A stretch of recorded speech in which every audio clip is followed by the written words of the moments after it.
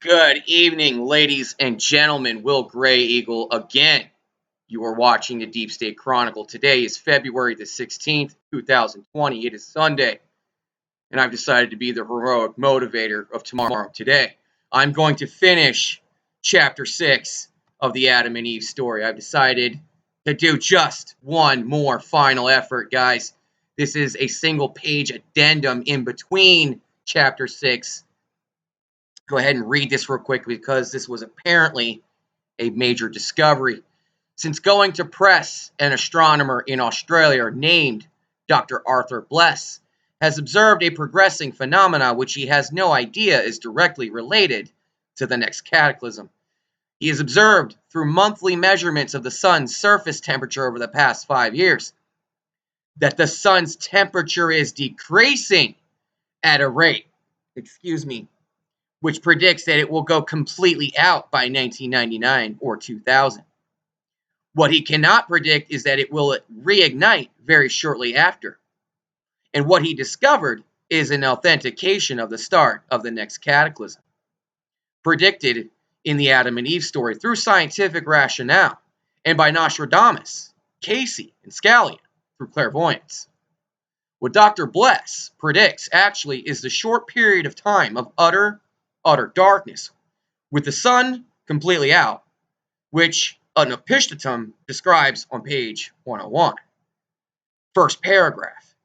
It's interesting that Bless authenticates the extremely unusual black darkness, which Anupishtatum describes immediately following daybreak. If you want a complete technical explanation, it takes pages. Please send $2.50 to Bengal Tiger Press. You can insert it in the back of your book. Quick commentary on that. As we get deeper and deeper into this grand solar minimum, there's a number of scientists, modern scientists, coming forward who have ascribed that stars, suns, don't completely destroy themselves when they go supernova. In fact, it's a blowout of the coronal sheath. Many astronomers who observe supernovae as they occur in nebula and other parts of the universe have noticed that as the dust cloud dissipates, the star does indeed shine again. This puts the Newtonian physics model completely on its head. It's because Newtonian physics is obsolete. The universe is electric. Continuing the chapter, undoubtedly the story is the primeval version of Noah's flood, written thousands of years ago, covering many generations before Ezra dictated his version to five scribes in reconstructing Genesis 1, 2, and 3. One of the most important things about it is that we have a first-hand, on-the-spot report of the laying down of a strata as we exposed in the walls of the Grand Canyon, Monument Valley, and Canyon de Chelly, with a vivid description of the terrorizing wind and inundation, which are part of the event. Language scholars say that for anyone to write such a description, he had to be there and see it with his own eyes. More important also, the great archaeologist Leonard Woolley found Utnapishtim's rooftop high layer of mud in the 1920s, by then clay, about 9 feet thick in the Tigris-Euphrates rivers region. Further beneath it is a civilization which was buried and totally different from any found above it. Of course, we have the more than 8,000 survival legends in the Malay Peninsula region as uncovered by the great legendarian Fraser. We have other survival legends from the southwestern American Indians and from the Diné Bahane, the Navajo creation story by Paul G. Zalbred. We have this striking legend. At the end of the fourth night, as they were at last about to end their meeting, they all noticed something white in the east. They also saw it in the south. It appeared in the west too. And in the north it also appeared. It looked like an endless chain of white mountains. They saw it on all sides. It surrounded them, and they noticed it was closing in on them rapidly. It was a high, insurmountable wall of water, and it was flowing in on them from all directions, so that they could not escape, neither to the east nor to the west, neither to the south nor to the north could they escape. So having nowhere else to go, they took flight. Into the air they went, higher and higher they soared, it is said. From this description of flight and from following parts of the legend, it is my interpretation that the entire legend is one from the cataclysm of 11,500 years ago. It would take years of work on my part to nail down the time of that one legend, and I do not have years. Let's take the story which we know is from 2 cataclysms ago.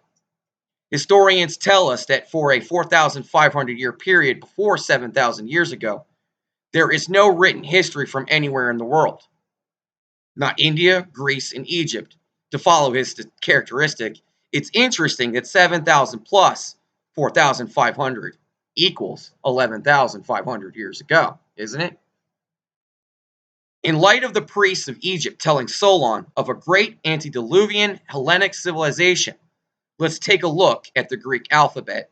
It is written today as it has been written for all of written Greek history, but the pronunciation is not the same. In the time of Euclid, the pronunciation was changed to the slang of their time, it is told.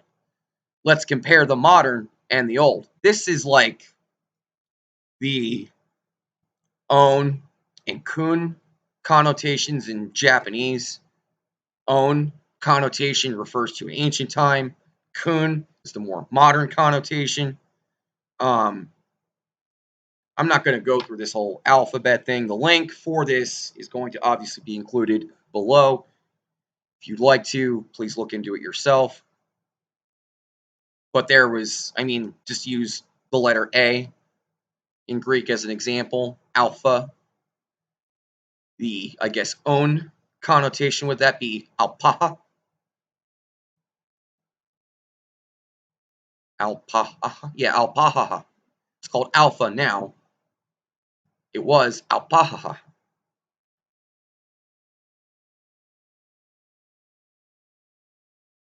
Interesting. If you read the old pronunciations out loud, it sounds very much like Polynesian. Plausibly, it is a summation of prehistoric Mayan words, which we can translate into English. Here, then, is the Greek alphabet. Translating the Greek alphabet into phrases, according to Chan, reads like this. Overwhelmingly break the oceans, they inundate the lands. Mother Earth receives the deep. Where obstructions are, shores form. Mighty winds rampage, where with oceans piling over oceans, they bury all that is living and moving. Where hills are, they vanish, buried, submerged with the earth of the motherland. Mountain peaks alone stand forth before the onslaught of our planet, which abates little by little until there comes the cold wind. The motherland is now at the bottom of the earth, an abyss, a vast reservoir of frozen mud. There comes, out of volcanoes, vapors pouring forth. With swirling smoke, and molten lava.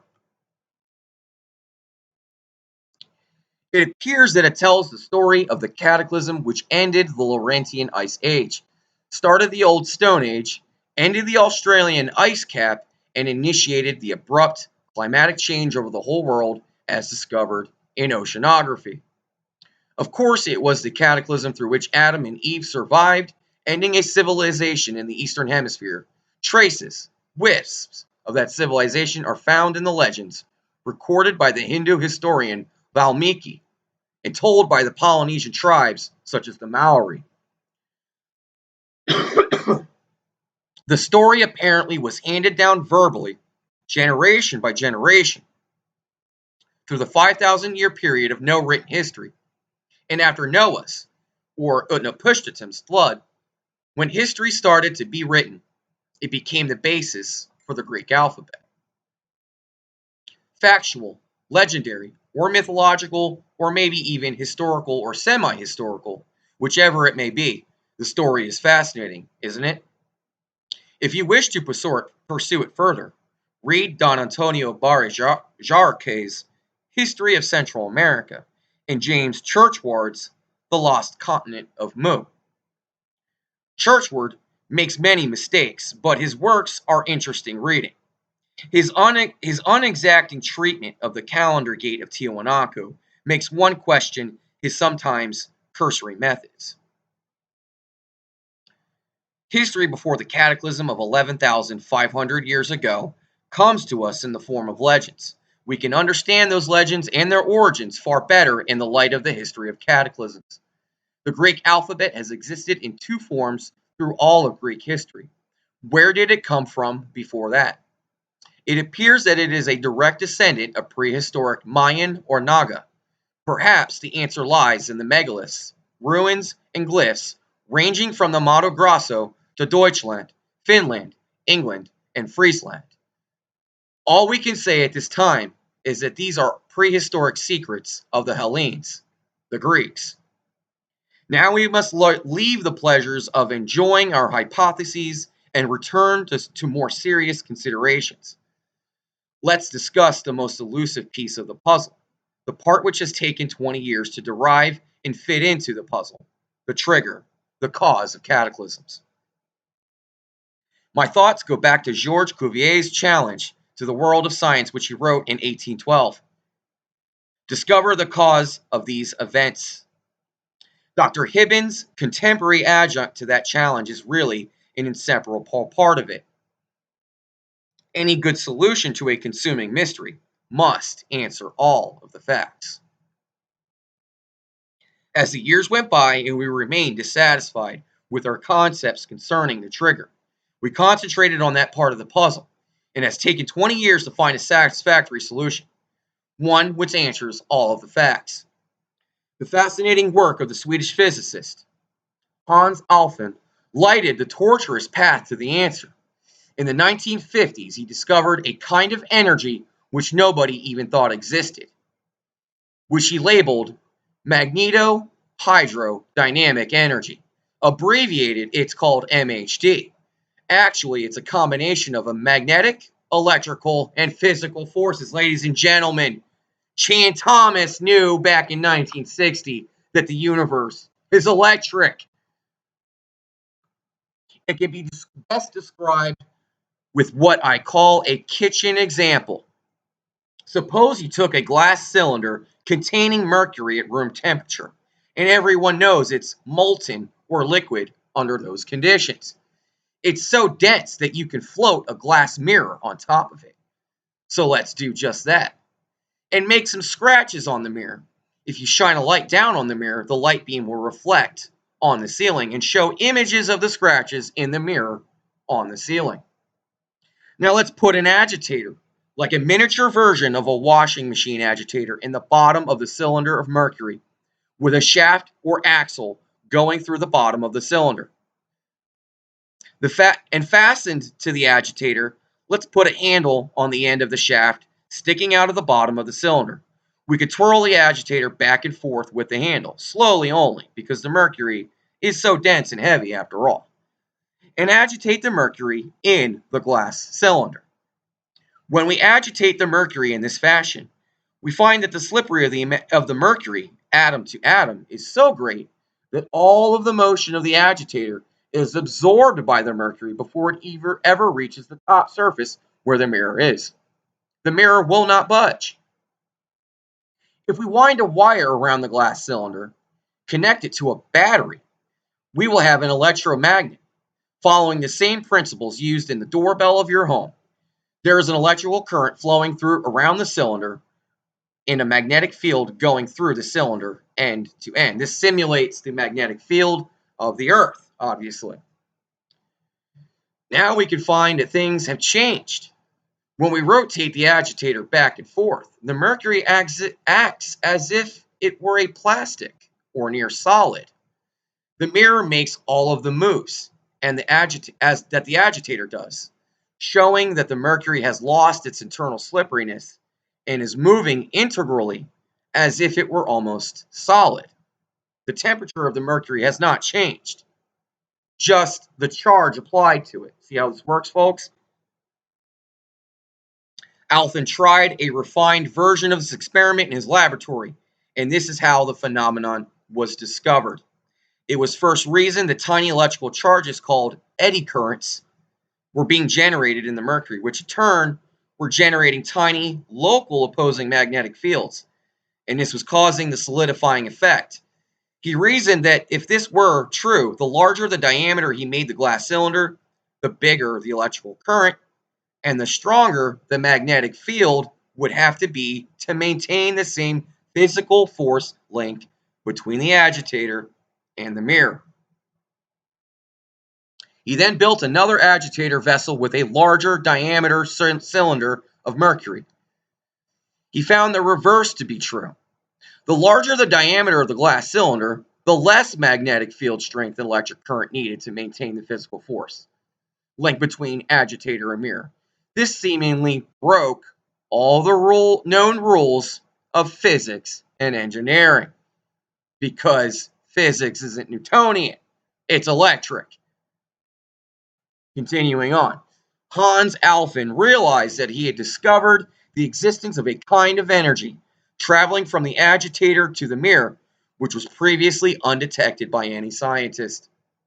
His rigorous mathematical work in expanding James Clerk Maxwell's three ingenious equations for expressing electromagnetic radiation, radio broadcast to you, showed that there were electrical, magnetic, and physical force fields acting as a combined field between the agitator and mirror. Alfvén then expanded his mathematical research to show that space is literally a sea of magneto-hydrodynamic energy. I'll say that one more time.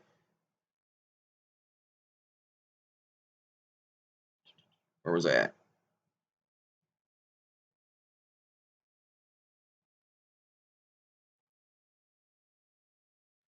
Alfvén expanded his mathematical research to show that space is literally a sea of magneto-hydrodynamic energy. And that, as weak as the magnetic field of any blue-white star is, it is strong enough to support an internal magneto-hydrodynamic energy structure within the star. Alfvén's work also applies to any planet with only one each north and south magnetic pole. I have built several Earth current recording stations and know from personal observation that Earth currents are strong enough to support our planet's inner MHD structure. Now we know that the molten layers inside the Earth act just like the cylinder of mercury in Alfvén's experiment. As long as they are permeated with MHD energy, they act as if they were plastic or near solid. We also know that the shell of the Earth, which includes the oceans, the crust, and a teeny part of the mantle, is not dynamically balanced as it stands today. Rough computations show that there is a huge torque of 48.6 to 10 quadrillion ton miles tending to rotate. Wow, that's a massive amount of torque. To rotate the shell about the Earth's interior. Greenland and Antarctica could move toward the equator in less than half a day were the shell free to make the shift. This is what they showed in the movie 2012. As long as the inner MHD energy structure remains strong enough to make the molten layers act as near solids, the shell will not shift its position about the Earth's interior. To be sure, the shell is shifting ever so gradually. The subject is covered excellently in the paper latitude and longitude, and as well the secular motion of the pole by Dr. Markowitz of the U.S. Naval Observatory in Washington, D.C. However, at the time of a cataclysm, the entire solar system passes through a magnetic null zone in the Milky Way galaxy. These null zones are sometimes popularly called reversal zones, and so they are, for the magnetic fields on either side of a galactic null zones are in opposite directions. Some physicists have found that we are heading into another null zone at an accelerating rate. We actually crossed into that null zone at the beginning of 2012. It's taking some time for the consequences of the entry into this field of energy to express itself. But we're beginning to see with these Earth changes that this is absolutely a fact.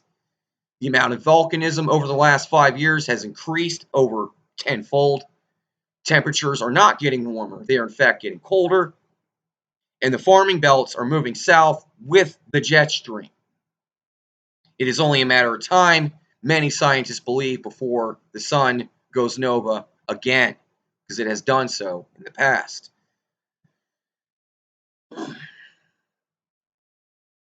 It is a known fact of geophysics that the Earth's magnetic field strength, now over 35% less than 300 years ago, there you go, there's the facts on that, is decreasing faster and faster. We are indeed approaching a null zone. In any case, when going through a null zone, our planet's inner MHD energy structure is diminished to the extent that the outer, shallow molten layer, 60 miles thick, is allowed to act as a free liquid. No longer does it bind the shell of the Earth to its interior, which starts 120 miles deep, as the mirror was bound through the mercury to the agitator by MHD energy in Hans Alfvén's experiment. The shell of the Earth is free to find a new dynamic balance about the Earth's interior. It shifts in the direction the torque imbalance of the shell dictates, and it must go to find its new balance. And the 60-mile deep, white-hot, 2,500 degree plus Fahrenheit molten layer beneath the outer solid shell lubricates the shift all the way. The trigger, then, is our planet's passage along with the entire solar system through a galactic scale magnetic null zone, diminishing the Earth's inner MHD energy to so low a level that the shallow molten layer, starting at 60 miles deep and extending to 120 miles deep, is allowed to act again as a free liquid, lubricating layer between the Earth's shell and solid interior. And during each cataclysm, the shell finds its new dynamic balance, which is resolved when the shell has shifted to a new position with the ice caps rotating equatorially and melting in the heat of the torrid zone. As they melt relatively fast, and they usually total around 8 million cubic miles of ice, as they do today, the oceans the world over, after the ice melts, rise about 200 feet with the newfound water. The new polar ice caps form on the areas moved into the polar regions. They will not be centered with their axis of rotation, and so a new growing imbalance is created. To grow as the new ice caps grow, to be resolved when the Earth, with the entire solar system, passes through another galactic null zone, 10,500 years later. Regarding the shallow molten layer, some geophysicists and seismologists challenge its existence. In 1924, the great seismologist Benno Gutenberg derived from his earthquake seismographic records that the layer must be there. Since then, Hawaiian seismologists have said, of course, it's the source of the molten stuff volcanoes spew forth. And other seismologists say, well, it's there, but it's not molten, it's plastic, or it's near solid. They're both right, It's molten and acts as a near solid beneath because of its MHD content. Oceanography gives the answer. IGY data shows that oceanographic tides the world over depress the ocean floors 3/10 of the increase in depth of the water. Between low and high tides, the molten layer has to be beneath the ocean floor for the floor to be pushed into the earth by just a few feet of water. As surely as there is life left in the universe, there is in our Milky Way galaxy, and as surely as there is life in our galaxy, our solar system will traverse another magnetic null zone in it. Indeed, many more. This brings us to the subject of the next cataclysm. As mentioned before, Hale's mathematical analysis sets the Wisconsin era at 14,750 years ago. The last cataclysm, Noah, or Utnapishtim's flood, would appear to be 6,993 years ago. Adam and Eve's cataclysm, the end of the Laurentian Ice Age, appears close to 11,543 years ago. Hale's mathematics shows the null zone versus time structure to be helicoid, and as the universe approaches its half-life point, cataclysms occur at an increasing frequency with shorter era time periods between them. After the universe has passed its half-life, cataclysms occur at a decreasing frequency, with time periods between them increasing in a mirror image pattern of the first half-life of the universe. It appears that our universe's half-life was in the middle of the Sudan era, which means that we are in the first of longer eras after the Sudan Basin, which embraced the half-life point. Our Arctic era mirrors the Hudson Bay era, which was of 7,000 years duration. We can now reconstruct a table on page 24 to show 7 eras, 4 in the past, the present, and 2 in the future. Read from bottom up.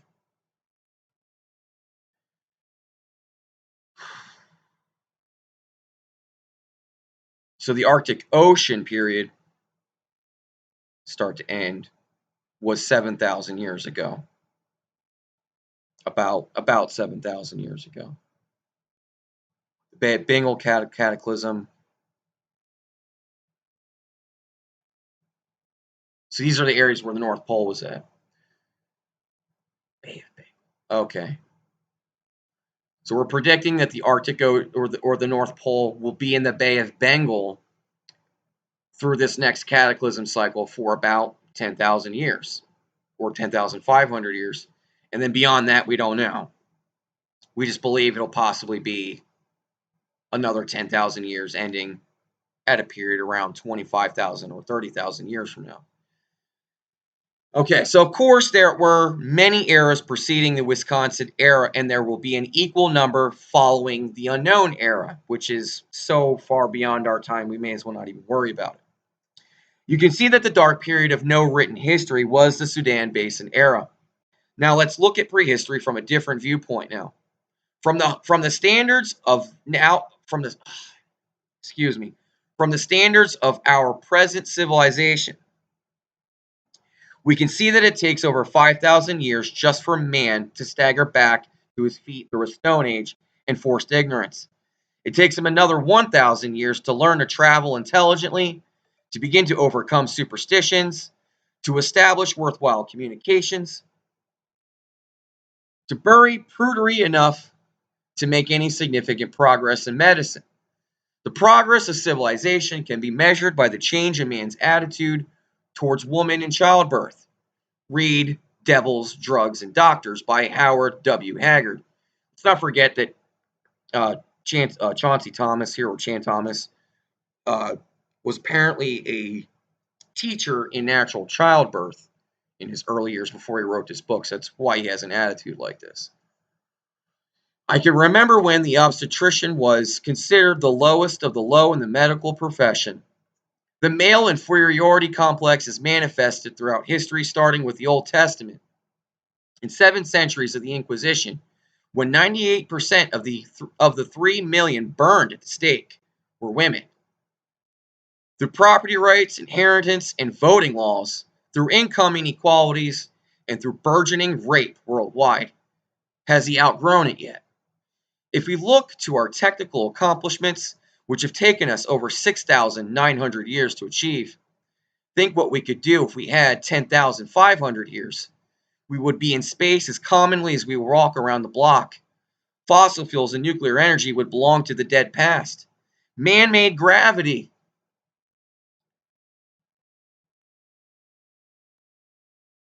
which we know how to accomplish right now, and natural magnetism, which we also know how to use right now, would be the means for propulsion, power generation, and communications, as we would have learned the processes of nature sufficiently to duplicate them in controlled fashion for our uses.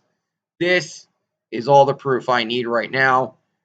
I mentioned earlier in the reading of this book, going back beyond 3 months ago when I first started this project, that I speculated that Chan Thomas and Nikola Tesla may have crossed paths with each other. I believe that is more likely than not at this point reading this particular part of the book.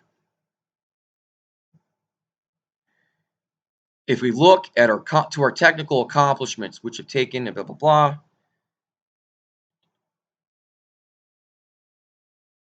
as we would have learned the process of nature sufficiently to duplicate them in controlled fashion for our uses, it appears from the legends passed on from the Caspian Sea and Wisconsin eras that man did just that.